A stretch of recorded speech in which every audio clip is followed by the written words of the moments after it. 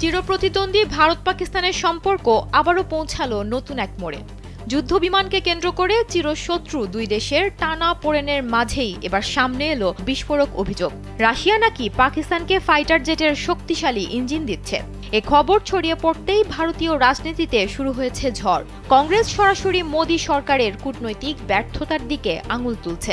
কংগ্রেস নেতা জয়রাম রমেশ দাবি করেছেন, একসময় যে রাশিয়া ভারতের ঘনিষ্ঠ বন্ধু ছিল, এখন তারাই পাকিস্তানের সামরিক শক্তি বাড়াতে সাহায্য করছে। Russia JF-17 thunder block 3 fighter জেটের জন্য RD-93MA ইঞ্জিন বিক্রি করছে পাকিস্তানের কাছে। স্যান্ডেলিনা সো, রূপচর্চায় আভিজাত্য।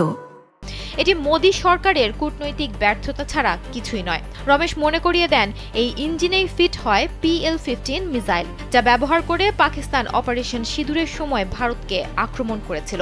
সুতরাং এই চুক্তি সত্যি হলে ভারতের নিরাপত্তা হুমকির মুখে পড়বে।